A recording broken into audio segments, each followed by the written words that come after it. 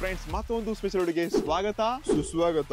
ಮೊದಲು ವಿಡಿಯೋನ ಲೈಕ್ ಮಾಡಿ ನೋಡಿ ಫ್ರೆಂಡ್ಸ್, ಮಾರ್ಕೆಟ್ ಅಲ್ಲಿ ಆಪಲ್ ಗೆ ಕಾಂಪಿಟೇಟ್ ಮಾಡೋರು ಸ್ಪೆಷಲಿ ಸ್ಯಾಮ್ಸಂಗ್ ಅವರೇ. Last year Samsung S23 FE ಬರೋಬರಿ 55,000 ರೂಪಾಯಿ ಲಾಂಚ್ ಆಗಿತ್ತು. ಇವಾಗ ಅದ್ರ ಪ್ರೈಸ್ ಕಮ್ಮಿ ಆಗಿಬಿಟ್ಟು ಬರೋಬರಿ 30,000 ರೂಪಾಯಿಗೆ ಸೇಲ್ ನೋಡಕ್ ಸಿಗ್ತಾ ಇದೆ. ಇವಾಗ S24 FE ಮಾರಾದ್ರಿ ಎಂಟ್ರಿ ಕೊಟ್ಟಿದ್ದಾರೆ. ಗ್ಲೋಬಲಿ ಇದ್ರ ಬೆಲೆ 60,000 ರೂಪಾಯಿ ಇದೆ. ಸೊ ಇದ್ರ ಬೆಲೆ ಮುಂದಿನ ವರ್ಷ ಎಷ್ಟು ಕಮ್ಮಿ ಆಗಿದೆ ಅಂತ ಗೊತ್ತಿಲ್ಲ. ಬಟ್ ಸದ್ಯಕ್ಕೆ ಈ S23 FE ಮತ್ತು S24 FE ನಲ್ಲಿ ಏನೆಲ್ಲ ಚೇಂಜಸ್ ಗಳಿದೆ, ಏನು ಬದಲಾವಣೆಗಳಾಗಿದೆ, ಈ ಫೋನ್ 60,000 ರೂಪಾಯಿ ಕೊಟ್ಟು ತಗೊಳ್ಬಹುದಾ, ಪ್ರೋಸ್ ಕಾನ್ಸ್ ಎಲ್ಲ ಡೀಟೇಲ್ ಆಗಿ ನಿಮಗೆ ಒಂದೊಂದು ವಿಷಯಗಳನ್ನ ತಿಳಿಸ್ತೀನಿ. ನೀವು ಚಾನಲ್ ಹೊಸದಾಗಿ ಬಂದಿದ್ರೆ ಲೈಕ್ ಮಾಡಿಬಿಟ್ಟು ಸಬ್ಸ್ಕ್ರೈಬ್ ಮಾಡಿ, ಬೆಲ್ ಐಕಾನ್ ಅಲ್ಲಿ ನೋಡಿ. ಇದೇ ರೀತಿ ಪ್ರಾಮಾಣಿಕ ವಿಡಿಯೋಗಳು ನೋಡಕ್ ಸಿಗುತ್ತೆ. ಮೊದಲಾಗಿ ಈ ಬಾಕ್ಸ್ ನೋಡಬಹುದು. ಇದು ಕಂಪ್ಲೀಟ್ಲಿ ರೀಸೈಕಲ್ಡ್ ಬಾಕ್ಸ್ ಅಂತ ಸ್ಯಾಮ್ಸಂಗ್ ಹೇಳುತ್ತೆ. S24 FE ಅಂತ ಇದೆ. ಸೊ ನನ್ನ ಹತ್ರ ಇಲ್ಲಿ 8256 GB ಅದು ಬ್ಲೂ ಕಲರ್ ನ ಕೊಟ್ಟಿದ್ದಾರೆ. ಫೋನ್ಸ್ ಗಳ ಸೀಲ್ ಬ್ರೇಕಿಂಗ್ ಕೈಯಿಂದ ಮಾಡೋಣ, ಇದೇ ಒಂಥರ ಮಜಾ. ಓಕೆ ಎಸ್ ಓಕೆ ಬಾಕ್ಸ್ ನ ಓಪನ್ ಮಾಡೋಣ. ಓಹೋ, ಬಾಕ್ಸ್ ಒಳಗಡೆ ಮತ್ತೊಂದು ಬಾಕ್ಸ್. ಇದ್ರೊಳಗಡೆ type C to C cable, paper works, ಮತ್ತೊಂದು ಸಿಮ್ ಎಜೆಕ್ಟರ್ 2. ಇದನ್ನೆಲ್ಲ ಸೈಡ್ ಗಳನ್ನ ಅಂತೆ. Main phone. ಓಹೋ, ಸಖತ್ ಮಿಂಚ್ತಾ ಇದೆ ಗುರು. ಪ್ಲಾಸ್ಟಿಕ್ ತೆಗೆಯೋಣ. ಓ ಮೈ ಗಾಡ್, ಫೋನ್ ಮಾತ್ರ ಸಖತ್ ಸ್ಟೈಲಿಶ್ ಮತ್ತು ಪ್ರೀಮಿಯಂ ಡಿಸೈನ್ ಅಂತ ಅನ್ಸುತ್ತೆ. ಬಟ್ ನಾನು ಸದ್ಯಕ್ಕೆ ಇದನ್ನ A55 ಡಿಸೈನ್ ಕೂಡ ಇದೆ ನೋಡಿದೆ. S23 FE ಕೂಡ ಸೇಮ್ ಡಿಸೈನ್ ನೋಡಿದೆ. ಸ್ಯಾಮ್ಸಂಗ್ S23 ಕೂಡ ಸೇಮ್ ಡಿಸೈನ್ ಇದೆ. ಸದ್ಯಕ್ಕೆ ಈ ಫೋನ್ ಫಸ್ಟ್ ಬೂಟ್ ಮಾಡ್ಬಿಟ್ಟು ನನ್ನ ಫಸ್ಟ್ ಇಂಪ್ರೆಷನ್ ಆಗಿರ್ಲಿ ಮತ್ತೆ ನನಗೆ ಈ ಫೋನ್ ಹೇಗೆ ಅನ್ಸುತ್ತ ಎಲ್ಲ ವಿಷಯಗಳನ್ನ ಒಂದೊಂದೇ ತಿಳ್ಕೋಣ. ಹೌದು ಫ್ರೆಂಡ್ಸ್, ಲಾಸ್ಟ್ 2 ಡೇಸ್ ಇಂದ ಈ ಸ್ಯಾಮ್ಸಂಗ್ ಗ್ಯಾಲಕ್ಸಿ S24 FE ನಲ್ಲಿ ನನ್ನ ಸಿಮ್ ಕಾರ್ಡ್ ಹಾಕ್ಬಿಟ್ಟು ಕ್ಯಾಮ್ರಾ, ಬ್ಯಾಟ್ರಿ, ಪ್ರೊಸೆಸರ್ ಪ್ರತಿಯೊಂದನ್ನು ಪಾರ್ಟ್ನ ಟೆಸ್ಟ್ ಮಾಡ್ಬಿಟ್ಟು ನಿಮ್ಮ ಮುಂದೆ ಬಂದು ಕೂತ್ಕೊಂಡಿದ್ದೀನಿ. ಈ ಫೋನ್ ಬಗ್ಗೆ ನಾನು ಏನಾದ್ರು ಸ್ಟೇಟ್ ಫಾರ್ವರ್ಡ್ ಆಗಿ ಇದನ್ನ ಕೊಂಡುಕೋಬಹುದಲ್ವಾ ಅಂತ ಈ ವಿಡಿಯೋ ನಿಮಗೆ ಎಲ್ಲ ಅರ್ಥವಾಗುತ್ತೆ. ಸೊ ಫಸ್ಟ್ ಲುಕ್ ಅಲ್ಲಿ ಫೋನ್ ಯಾವಾಗ ಕೈಲಿ ಹಿಡ್ಕೊಂಡು ನೋಡಿ, ಇರುವಂತ ಸೈಡ್ ಮೆಟಲ್ ಫ್ರೇಮ್ಸ್ ನಮಗೆ ತುಂಬಾ ಪ್ರೀಮಿಯಂ ಫೀಲ್ ಸ್ಟಾರ್ಟ್ ಆಗೈತೆ ಮತ್ತು ತುಂಬಾ ಕಂಫರ್ಟೇಬಲ್ ಆಗಿ ಕೈಲಿ ಹಿಡ್ಕೋಬಹುದು. ಬಿಕಾಸ್ ಇದು ಕರ್ಡ್ ಎಜಸ್ ನ ಒಳಗೊಂಡಿದೆ ಮತ್ತು ಅಲ್ಯೂಮಿನಿಯಂ ಫ್ರೇಮ್ಸ್ ನ ಕೊಡಿದ್ದಾರೆ. ಬ್ಯಾಕ್ ಅಲ್ಲಿ ಟ್ರಿಪಲ್ ರಿಯರ್ ಕ್ಯಾಮ್ ಸೆಟಪ್ ಇದೆ. ಬಟ್ ಇದಂತ ಬಂಪ್ ಏನಿದೆ ನೋಡಿ, ಟೇಬಲ್ ಮೇಲೆಲ್ಲ ಇಟ್ರಿ ಅಂದ್ರೆ ಈ ರೀತಿ ಪ್ರಾಬ್ಲಮ್ಸ್ಗಳಾಗುತ್ತೆ, ಸ್ಕ್ರಾಚಸ್ ಬೀಳುತ್ತೆ. ಇದಕ್ಕೆ ಯಾವುದೇ ಕೇಸ್ ಸ್ಯಾಮ್ಸಂಗ್ ಅವರು ಕೊಟ್ಟಿಲ್ಲ. ಇನ್ ಬ್ಯಾಕ್ ಅಲ್ಲಿ ಕಂಪ್ಲೀಟ್ಲಿ ಗೊರಿಲ್ಲಾ ಗ್ಲಾಸ್ 5 ಪ್ರೊಟೆಕ್ಷನ್ ಕೊಡಿದ್ದಾರೆ. ಫ್ರಂಟ್ ಅಲ್ಲಿ ಕೂಡ Corning Gorillas Victus plus protection ಕೊಡಿದ್ರೆ. ಸೊ ಇದರಲ್ಲಿ ಸ್ಕ್ರಾಚಸ್ಗಳು ಬಿದ್ದರೂ ಈ ಸ್ಮಾರ್ಟ್ ಫೋನ್ ಅಷ್ಟೊಂದು ಈಸಿಯಾಗಿ ಡ್ಯಾಮೇಜ್ ಆಗಲ್ಲ ಮತ್ತು ಇನ್ನೇನು ತುಂಬ ಪ್ರೀಮಿಯಂ ಫೀಲ್ ಆಗುತ್ತೆ. ಬಟ್ ಒಂದು ನನಗೇನು ಕನ್ಫ್ಯೂಷನ್ ಅಪ್ಪ ಅಂದರೆ, ಸ್ಯಾಮ್ಸಂಗ್ A55 ಕೂಡ ಇದೇ ಡಿಸೈನ್ ಇತ್ತು, ಸ್ಯಾಮ್ಸಂಗ್ S23 ಕೂಡ ಸೇಮ್ ಡಿಸೈನ್ ಇದೆ ಮತ್ತು S23 FE ಕೂಡ ಆಲ್ಮೋಸ್ಟ್ ಸೇಮ್ ಡಿಸೈನ್ ಇತ್ತು. ಇಲ್ಲಿ ಹೇಳ್ಕೊಳ್ಳೋವಾಗೆ ಅದ್ಭುತ ಚೇಂಜಸ್ ಏನಿಲ್ಲ.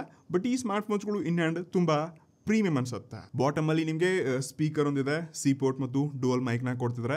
ರೈಟ್ ಸೈಡ್ಗೆ ವಾಲ್ಯೂಮ್ ರಾಕರ್ ಲಾಕಿ ನೋಡ್ತಾ ಇದ್ವಿ. ಮೇಲಿನ ಭಾಗ ಹೈಬ್ರಿಡ್ ಸಾಲ್ಟ್ ಕೊಟ್ಟಿದ್ದಾರೆ. ಇಲ್ಲಿ 2 ಸಿಮ್ ಕಾರ್ಡ್ ಅಥವಾ 1 ಮೆಮರಿ ಕಾರ್ಡ್ ಮತ್ತೊಂದು ಸಿಮ್ ಕಾರ್ಡ್ ನ ಹಾಕೋಬಹುದು. ಓವರ್ ಆಲ್ ನನಗೆ ಈ ಸ್ಮಾರ್ಟ್ ಫೋನ್ ಈ ಪ್ರೈಸ್ ರೇಂಜ್ ಅಲ್ಲಿ ಆಬ್ವಿಯಸ್ಲಿ ಪ್ರೀಮಿಯಂ ಇರಬೇಕು. ಮತ್ತು ನಾನು ಇದಕ್ಕೆ 60,000 ರೂಪಾಯಿ 55,000 ರೂಪಾಯಿ ಕೊಡ್ತಿದ್ರೆ ಈ ಎಕ್ಸ್ಪೆಕ್ಟೇಷನ್ಸ್ಗಳು ಇದ್ದೇ ಇರುತ್ತೆ. ಇನ್ನು ನೆಕ್ಸ್ಟ್ ಈ ಫೋನ್ ಡಿಸ್ಪ್ಲೇ ನಾನು ತುಂಬಾ ಯೂಸ್ ಮಾಡಿದ್ದೀನಿ. ಇದಂತ ಡಿಸ್ಪ್ಲೇ ನೆಕ್ಸ್ಟ್ ಲೆವೆಲ್ ಇದೆ. So last year S23 FE ನಲ್ಲಿ 6.4 ಕೊಟ್ಟಿದ್ರು. ಈ ಸರ್ತಿ ಇಲ್ಲಿ ಅಪ್ಗ್ರೇಡ್ ಮಾಡಿಬಿಟ್ಟು 6.7 ಇಂಚಸ್ ಇರುವಂತಹ ಫುಲ್ HD ಪ್ಲಸ್ ಅದು ನಿಮಗೆ ಈ ಡೈನಾಮಿಕ್ 2x AMOLED ಡಿಸ್ಪ್ಲೇ ನ ಕೊಡ್ತಾ ಇದ್ದಾರೆ. ಇಲ್ಲಿ ಬ್ರೈಟ್ನೆಸ್ ಅಲ್ಲಿ ಕೂಡ ಅಪ್ಗ್ರೇಡ್ ಮಾಡಿಬಿಟ್ಟು 1900 ನಿಟ್ಸ್ ನ ಪೀಕ್ ಬ್ರೈಟ್ನೆಸ್ ಕೊಡ್ತಿದ್ದಾರೆ. ತುಂಬಾ ಬ್ರೈಟರ್ ಆಗಿದೆ, ತುಂಬಾ ಕಲರ್ಫುಲ್ ಇದೆ. ಯೂಸೇಜ್ ಎಕ್ಸ್ಪೀರಿಯನ್ಸ್ ಆಗಿರಲಿ, ಟಚಸ್ ಆಗಿರಲಿ, ಇನ್ ಸ್ಕ್ರೀನ್ ಎಲ್ಲ ಸಖತ್ ಆಗಿದೆ. ನನಗೂ ಯೂಟ್ಯೂಬ್ ಅಲ್ಲಿ ನಾನು 4K HDR ವಿಡಿಯೋ ನೋಡ್ಕೋಬಹುದು. ನೆಟ್ಫ್ಲಿಕ್ಸ್, ಅಮೆಝಾನ್ ಕೂಡ ನಾನು 4K HDR ವಿಡಿಯೋ ನೋಡ್ಕೋಬಹುದು. ಸೊ ಇಂಥ ಕಲರ್ಸ್ಗಳು ಮತ್ತು ಕ್ಲಾರಿಟಿ ಸ್ಯಾಮ್ಸಂಗ್ ತರ ಈ ಬಜೆಟ್ ಅಲ್ಲಿ ಬೇರೆ ಬ್ರ್ಯಾಂಡ್ಸ್ಗಳು ಯಾವುದು ಕೊಡಲ್ಲ. ಇಷ್ಟೆಲ್ಲ ಇದ್ರಂತ ಸ್ಪೀಕರ್ ಕ್ವಾಲಿಟಿ ಕೂಡ ಸಖತ್ ಆಗಿದೆ. ನಿಮ್ಗೆ ತೋರಿಸ್ತೀನಿ ನಾನು.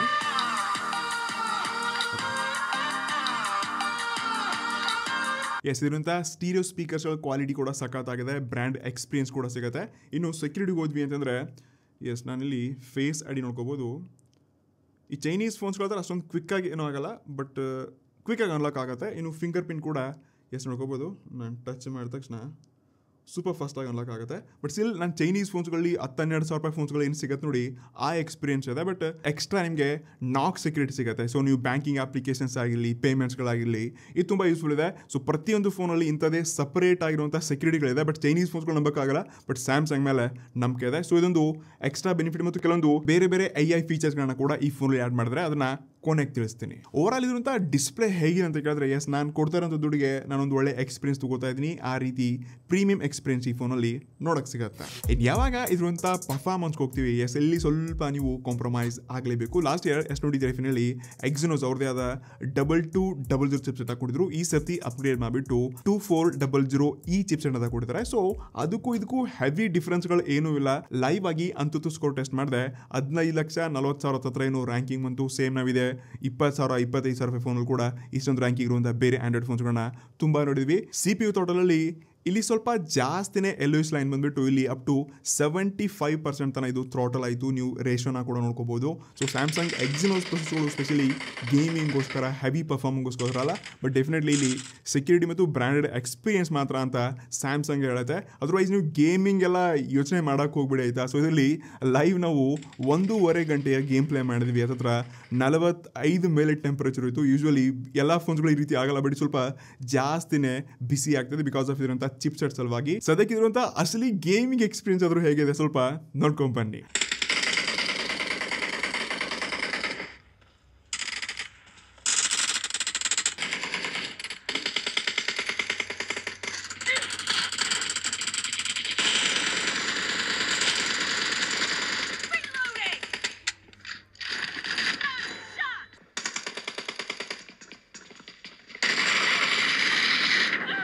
ನೆಕ್ಸ್ಟ್ ಇದರಂಥ ಸಾಫ್ಟ್ವೇರ್ ಮತ್ತು ಸ್ಟೋರೇಜ್ ಹೋದ್ವಿ ಅಂತಂದ್ರೆ ಇದರಲ್ಲಿ ನಿಮಗೆ out of the box Android 14 ಕೊಡ್ತಿದ್ದಾರೆ ಮತ್ತು ಕ್ಲೀನ್ UI ಒಂದಿಗೆ ನಿಮಗೆ ಸ್ಯಾಮ್ಸಂಗ್ನ One UI ಎಕ್ಸ್ಪೀರಿಯನ್ಸ್ ಅಂತ ಗೊತ್ತಿದೆ. ಇಲ್ಲಿ One UI 6.1 ಒಂದಿಗೆ ಇದಂಥ ಪರ್ಫಾರ್ಮೆನ್ಸ್ ಆ್ಯಪ್ ಓಪನಿಂಗ್ ಯೂಸೇಜ್ ಎಲ್ಲ ಸಖತ್ತಾಗಿದೆ. ಇಷ್ಟಲ್ಲೇ ಮೇನ್ ಹೈಲೈಟ್ ಅಂದರೆ 7 ವರ್ಷಗಳ ಗ್ಯಾರಂಟಿ ಬೇಸ್ನ ಅದು ಫ್ಲಾಗ್ಶಿಪ್ ಫೋನ್ ಅಂತ ಸ್ಯಾಮ್ಸಂಗ್ ಕೊಡ್ತಾರೆ ಬಿಡಿ. ಬಜೆಟಲ್ಲಿ ಕೂಡ ಇವರು ಸ್ಯಾಮ್ಸಂಗ್ ಅವ್ರು ಮಾತ್ರ ಕೊಡ್ತಾರೆ. ಇಲ್ಲಿ ಅಪ್ಡೇಟ್ಸ್ಗಳು ಸೆಕ್ಯೂರಿಟಿ ತುಂಬ ಇಂಪಾರ್ಟೆಂಟ್ ಇರುತ್ತೆ. ಫೋನ್ ತುಂಬ ಜನಕ್ಕೆ ಅರ್ಥ ಆಗಲ್ಲ, ಬಟ್ ಇದು ತುಂಬ ಮ್ಯಾಟ್ರ್ ಆಗುತ್ತೆ. ಸ್ಯಾಮ್ಸಂಗ್ ಇದರಲ್ಲಿ ಕಿಂಗ್ ಅಂತ ಹೇಳ್ಕೋಬೋದು. ಅದರ್ವೈಸ್ ಇದರಲ್ಲಿ ರ್ಯಾಮ್ ಮತ್ತು ಸ್ಟೋರೇಜ್ ಯೂನಿಟ್ಸ್ಗಳು ಯಾವುದು ಹೈಲೈಟ್ ಮಾಡಿಲ್ಲ, ಲಾಸ್ಟ್ ಇಯರ್ದೇ ಇದೆ ಅಂತ ಅನ್ಕೋತೀನಿ. LPDDR4X ಮತ್ತು UFS 3.1 ಕೊಡ್ತಾ ಇದ್ದಾರೆ. ಇದೇನು ಅದ್ಭುತ ವಿಚಾರ ಅಂತಲ್ಲ ಈ ಪ್ರೈಸ್ನಲ್ಲಿ. ಮೇ ಬಿ LPDDR5X ರ್ಯಾಮ್ ಕೂಡ ಇರ್ಬೋದು, ಗೊತ್ತಿಲ್ಲ, ಬಟ್ ಸ್ಟಿಲ್ UFS 3.1 ಕೊಡ್ತಾ ಇದ್ದಾರೆ. ನಾನಿಲ್ಲಿ 8 256 GB ನೀವು ಸ್ವಲ್ಪ ಹೈಯರ್ ವೇರಿಯಂಟ್ ತೊಗೊಂಡ್ರೆ ಚೆನ್ನಾಗಿರುತ್ತೆ. ಬಿಕಾಸ್ ಇದು ಲಾಂಗ್ ಟರ್ಮ್ ಮತ್ತು ಲಾಂಗ್ ಟೈಮ್ ಯೂಸ್ ಮಾಡೋರಿಗೆ ಮಾತ್ರ ನಾನು ಈ ಫೋನ್ನ ರೆಕಮೆಂಡ್ ಮಾಡ್ಬೋದು. ಅದರ್ವೈಸ್ ಕೆಲವೊಂದು AI ಫೀಚರ್ಸ್ಗಳದೆ, ಸರ್ಕಲ್ ಟು ಸರ್ಚ್ ಆಗಿರಲಿ ಮತ್ತು ವಾಯ್ಸ್ ಫೋಕಲ್ ಆಗಿರಲಿ ಫೋನ್ಸಲ್ಲಿ ಮಾತ್ರ ಬೇಕಾದ್ರೆ ತುಂಬ ಯೂಸ್ಫುಲ್ ಆಗುತ್ತೆ. ಇದ್ರ ಜೊತೆಗೆ ನೀವು ಯಾವುದಾದ್ರೂ ಒಂದು ವಿಡಿಯೋ ನೋಡಬೇಕಾದ್ರೆ ಜಸ್ಟ್ ಅದ್ರ ಮೇಲೆ ಈ ರೀತಿ ಟ್ಯಾಪ್ ಮಾಡಿ ಹೋಲ್ಡ್ ಮಾಡಿದ್ರಿ ಅಂತಂದರೆ ಇದೇನು AI ಫೀಚರ್ ಅಲ್ಲ, ಬಟ್ ಇದು including feature like video slow ಆಗ್ತಾ ಹೋಗುತ್ತೆ. ಇದನ್ನು ಕ್ಲಿಯರಾಗಿ ನೋಡ್ಕೋಬೋದು. ಇನ್ನಿತರ ಬೇರೆ ಬೇರೆ ಬೇಜಾನ್ AI ಫೀಚರ್ಸ್ಗಳಿದೆ. ಆಲ್ಮೋಸ್ಟ್ ನಾವು ಫ್ಲಾಗ್ಶಿಪ್ ಫೋನ್ಸ್ಗಳಲ್ಲಿ ಏನೆಲ್ಲ ಫೀಚರ್ಸ್ ನೋಡ್ಕೊಂಡಿದ್ದು ನೋಡಿ, ಅದೆಲ್ಲ ನಿಮಗೆ ಬಜೆಟ್ ಕಡೆಯಲ್ಲಿ ಸ್ಯಾಮ್ಸಂಗ್ ಅವರು ಆ್ಯಡ್ ಮಾಡಿದ್ದಾರೆ. ನೆಕ್ಸ್ಟ್ ಇರುವಂಥ ಮೇನ್ ಪಾರ್ಟ್ ಮತ್ತು ನಮ್ಮ ಫೇವ್ರೇಟ್ ಪಾರ್ಟ್ ಇರುವಂಥ ಕ್ಯಾಮ್ರಾಸ್. ಲಾಸ್ಟ್ ಇಯರ್ ಕೂಡ ಸೇಮ್ ಸೆನ್ಸರ್ಗಳಿತ್ತು, ಈ ವರ್ಷ ಕೂಡ ಸೇಮ್ ಸೆನ್ಸರ್ನ ಕೊಡ್ತಿದ್ದಾರೆ. ಬಟ್ ಇಲ್ಲಿ ಕೆಲವೊಂದು ಚೇಂಜಸ್ಗಳಾಗಿದೆ. So main camera same 50 megapixel sensor ಇದೆ. 8 ಮೆಗಾ ಪಿಕ್ಸೆಲ್ನ 3x ಟೆಲಿಫೋಟೋ ಲೆನ್ಸ್ ಕೊಡ್ತಿದ್ದಾರೆ ಮತ್ತು 12 ಮೆಗಾ ಪಿಕ್ಸೆಲ್ನ ಅಲ್ಟ್ರಾ ಮತ್ತು ಸೇಮ್ ಅದೇ 10 ಮೆಗಾ ಪಿಕ್ಸೆಲ್ನ ಸೆಲ್ಫಿ ಶೂಟರ್ ಕೂಡ ಫ್ರಂಟಲ್ಲಿದೆ. ಟ್ರಸ್ಟ್ ಮೀ, ನಾನು ತುಂಬ ಡಿಫ್ರೆಂಟ್ ಕಂಡೀಷನ್ಸ್ ಫೋಟೋಸ್ಗಳನ್ನ ತೆಗೆದಿದ್ದೀನಿ.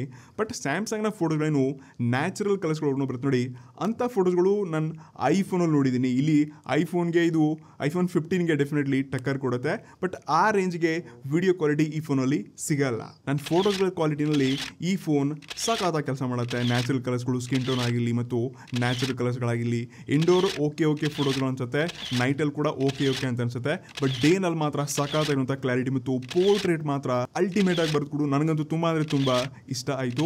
ಇದನ್ನ ಬಿಟ್ವಿ ಅಂತಂದರೆ ಇರುವಂಥ ಟೆಲಿಫೋಟೋ ಲೆನ್ಸ್ ಫೋಟೋಸ್ಗಳನ್ನ ಸ್ಯಾಂಪಲ್ ಆಗಿ ನೋಡ್ಕೋಬಹುದು. ಝೂಮ್ ಮಾಡಿ ಕೂಡ ತೆಗೆದಿದ್ದೀನಿ. ಇದು ಕೂಡ ಸಖತ್ತಾಗಿ ಬರುತ್ತೆ. ಬಾಕಿ ಅಲ್ಟ್ರಾ ವೈಡ್ ಕೂಡ ತುಂಬ ಏರಿಯಾನ ಕವರ್ ಮಾಡುತ್ತೆ. ಒಳ್ಳೆ ಕ್ವಾಲಿಟಿ ಮತ್ತು ಕಲರ್ಸ್ಗಳನ್ನ ಕೂಡ ತೊಗೊಂಡು ಬರುತ್ತೆ. ಇನ್ ಫ್ರಂಟ್ ಕ್ಯಾಮ್ರಾ ಕೂಡ ಅಷ್ಟೇ, ಇಲ್ಲಿ ಕೇವಲ 10 ಮೆಗಾ ಪಿಕ್ಸೆಲ್ ಇದೆ, ಬಟ್ ಒಳ್ಳೆ ಇಮೇಜ್ ಪ್ರೊಸೆಸಿಂಗ್ಗೆ ತುಂಬ ಒಳ್ಳೊಳ್ಳೆ ಫೋಟೋಸ್ಗಳು ಬರುತ್ತೆ. ಅದು ಸ್ಕಿನ್ ಟೋನ್ ಆಗಿರಲಿ ಅಥವಾ ಡೇ ನಿಮ್ಮ ಹಿಂದಿನ ಬ್ಯಾಕ್ಗ್ರೌಂಡ್ ಆಗಿರಲಿ ಮತ್ತು ಅಲ್ಟ್ರಾ ವೈಡ್ ಥರ ನಿಮಗೆ ನೀವು ಯಾರಾದರೂ ಗ್ರೂಪಲ್ಲಿ ಫೋಟೋ ತೆಗಿಯಕ್ಕೆ ಬಂದರೆ ಆಟೋಮೆಟಿಕ್ ಆಗಿ ಇದು ವೈಡ್ ಏರಿಯಾನ ಕವರ್ ಮಾಡುತ್ತೆ. ಇರುವಂಥ ಕ್ವಾಲಿಟಿ ಮಾತ್ರ ಸಖತ್ತಾಗಿದೆ.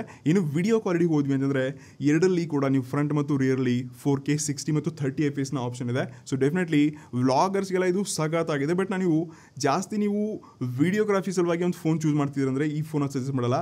iPhone 15 ಇದಕ್ಕಿಂತ ಸಖತ್ತಾಗಿರುವಂಥ ವಿಡಿಯೋ ಕ್ವಾಲಿಟಿ ಬರುತ್ತೆ, ಬಟ್ ಈ ಫೋನ್ ಥರ ಫೋಟೋ ಕ್ವಾಲಿಟಿ ಬರಲ್ಲ. ಓವರ್ ಇದ್ರಂಥ ಕ್ಯಾಮ್ರಾ ಸಖತ್ತಾಗೇನೋ ಇದೆ, ಬಟ್ ಇಲ್ಲಿ ಅಪ್ಗ್ರೇಡ್ ಒಂದಾದರೂ ಲೆನ್ಸ್ ಮಾಡಬೇಕಾಗಿತ್ತು, ಬಟ್ ಅದನ್ನ ಸ್ಯಾಮ್ಸಂಗ್ ಮಾಡಿಲ್ಲ. ಸೊ ಇಮೇಜ್ ಪ್ರೊಸೆಸಿಂಗ್ ಅಲ್ಲಿ ಚೆನ್ನಾಗಿದೆ, ಬಟ್ ಅಪ್ಗ್ರೇಡ್ ಬೇಕಿತ್ತು. ಇನ್ನು ಕೊನೆಯದಾಗಿ ಈ ಸ್ಮಾರ್ಟ್ ಫೋನ್ ಬ್ಯಾಟ್ರಿ ಮತ್ತು ಪರ್ಫಾರ್ಮೆನ್ಸ್ ಇದ್ರಂಥ ಯೂಸೇಜ್ ಎಕ್ಸ್ಪೀರಿಯನ್ಸ್ ಆದರೂ ಹೇಗಿದೆ ಬ್ಯಾಟ್ರಿ ಅಂತ ಕೇಳಿದ್ರೆ, ನಾನು ಲಾಸ್ಟ್ 2 ಡೇಸಲ್ಲಿ ಈ ಸ್ಮಾರ್ಟ್ ಫೋನ್ ಒಂದು ದಿವಸ ಮಾತ್ರ ಚಾರ್ಜ್ ಹಾಕಿದ್ದೀನಿ. ಅದು 0 to 100% ಚಾರ್ಜ್ ಆಗಕ್ಕೆ ಆಲ್ಮೋಸ್ಟ್ ನಿಮ್ಗೆ 25 ಇಂದ 2 ಗಂಟೆ 1.5 ಗಂಟೆ ಅಂದರೂ ಬೇಕೇ ಬೇಕು. ಬಟ್ ಸ್ಟಿಲ್ ಇದು ಒಳ್ಳೆ ಆಪ್ಟಿಮೈಸ್ ಇರೋದ್ರಿಂದ ಬ್ಯಾಟ್ರಿ ಲೈಫ್ ಚೆನ್ನಾಗಿದೆ. ಬಟ್ ಸ್ಟಿಲ್ ಲಾಸ್ಟ್ ಇಯರ್ ನಾವು 4,500 ಈ ಸರ್ತಿ 7,000 ಅಂದರೆ 4,700 mAh ಬ್ಯಾಟ್ರಿನ ಕೊಟ್ಟು ಸ್ವಲ್ಪ ಅಪ್ಗ್ರೇಡ್ ಮಾಡಿದ್ರೆ.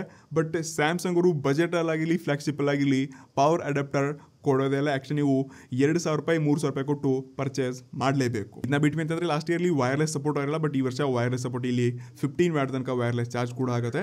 ಬ್ಯಾಟ್ರಿನಲ್ಲಿ ಚೆನ್ನಾಗಿದೆ, ಸ್ವಲ್ಪ ದಪ್ಪ ಮಾಡಿಬಿಟ್ಟು ಬ್ಯಾಟ್ರಿ ಕೂಡ ಅಪ್ಗ್ರೇಡ್ ಮಾಡಿದರೆ ಬ್ಯಾಟ್ರಿ ಲೈಫ್ ತುಂಬ ಇಂಪಾರ್ಟೆಂಟ್ ಇದೆ. ಸೊ ಡೆಫಿನೆಟ್ಲಿ ಅಪ್ಗ್ರೇಡ್ ಆಗಿದೆ, ಬಟ್ ಅಡಾಪ್ಟರ್ ಏನಂತ ಹೇಳಿ ಕೊಡೋದೇ ಇಲ್ಲ ಅವರು. ಹಾಗಾದ್ರೆ ನೀವು ಕೇಳ್ಬೋದು, ಗುರು ನಾನು ಈ ಸ್ಮಾರ್ಟ್ ಫೋನ್ ವಿತ್ ಆಫರ್ ಒಂದಿಗೆ 52, 55, 60,000 ತೊಗೊಳ್ಬೋದು ಅಂತ ಕೇಳಿದ್ರೆ ಡೆಫಿನೆಟ್ಲಿ ನಾನೇ ತೊಗೊಳ್ಳೋ ಪ್ಲ್ಯಾನಲ್ಲಿ ಇದೆಯಪ್ಪ ಅಂದರೆ ನಾನು ಈ ಫೋನ್ನ ಚೂಸ್ ಮಾಡ್ಕೋತಿರ್ಲಿಲ್ಲ. ನೀವು ಸ್ಯಾಮ್ಸಂಗೇ ಬೇಕು ಗುರು ಅಂತಂದರೆ ಲಾಸ್ಟ್ ಇಯರ್ S23 FE ತೊಗೊಳ್ಳಿ ಗುರು. ಆಲ್ಮೋಸ್ಟ್ ಸೇಮ್ ಫೀಚರ್ಸ್ಗಳಿದೆ, ಸೇಮ್ ಕ್ಯಾಮ್ರಾ ಇದೆ, ಕೆಲವೊಂದು ಚಿಕ್ಕ ಪುಟ್ ಅಪ್ಗ್ರೇಡ್ನ ಮಾಡಿದರೆ ಫೋನಲ್ಲಿ. ಅದನ್ನ ಬಿಟ್ಟರೆ ಏನು ಚೇಂಜಸ್ ಇಲ್ಲ. ಡೆಫಿನೆಟ್ಲಿ ಅದನ್ನ ತೊಗೊಳ್ಳಿ. ಆರ್ ನೀವು ವಿಡಿಯೋಗ್ರಾಫಿಗಿದ್ದೀರಾ ಅಥವಾ ಐಫೋನ್ ಬ್ರ್ಯಾಂಡ್ ಹವಾಲ ಮಾಡಬೇಕಪ್ಪ ಅಂದರೆ ಡೆಫಿನೆಟ್ಲಿ iPhone 15 ತೊಗೊಳ್ಳಿ. ಬಟ್ ನಾನು ಈ ಫೋನ ತೊಗೊಳ್ಳಿ ಸಖತ್ತಾಗಿದೆ ಅದ್ಭುತ ಅಂತ ಅಲ್ಲ, ಬಟ್ ನೀವು ಸ್ಯಾಮ್ಸಂಗ್ ಲವರ್ ಇದ್ದೀರಪ್ಪ ಅಂದರೆ ಒಂದು ಆಪ್ಷನ್ ಇಟ್ಕೊಂಡು ಈ ಸ್ಮಾರ್ಟ್ಫೋನ್ ನೀವು ಚೂಸ್ ಮಾಡ್ಕೋಬೋದು. ಬಾಕಿ ನಿಮಗೆ ಏನು ಅನಿಸುತ್ತೆ? ಈ ಫೋನ್ ಗ್ಲೋಬಲಿ $60,000 ಲಾಂಚ್ ಆಗಿದೆ, ಭಾರತದಲ್ಲಿ ಕೂಡ ಆಫೀಸಿಯಲಾಗಿ ಫ್ಲಿಪ್ಕಾರ್ಟಲ್ಲಿ $60,000 ತೋರಿಸಿದೆ. ಬಟ್ ಅದೇಂಗೆ ಇಷ್ಟು ಕಾಸ್ಟ್ಲಿ ಲಾಂಚ್ ಮಾಡಿದ್ರು ನನಗೂ ಅರ್ಥ ಆಗಿಲ್ಲ. ಎಸ್, ಐ ಹೋಪ್ ನಿಮಗೆ ಈ ವಿಡಿಯೋನಲ್ಲಿ ಕ್ಲಿಯರ್ ಆಗಿರುವಂಥ ವಿಷಯ ಸಿಕ್ಕಿದೆ ಅಂತ ಅನ್ಕೋತೀನಿ. ನೀವೇನಾದರೂ ಚಾನಲ್ಗೆ ಹೊಸದಾಗಿ ಬಂದಿದ್ದರೆ ಸಬ್ಸ್ಕ್ರೈಬ್ ಮಾಡಿಬಿಟ್ಟು ಲೈಕ್ ಮಾಡಿ. ಸಿಗೋಣ ಮುಂದಿರಲಿ. ಅಡೆ ಗೈಸ್, ನೆಕ್ಸ್ಟ್ ಒನ್. ನಮಸ್ಕಾರ.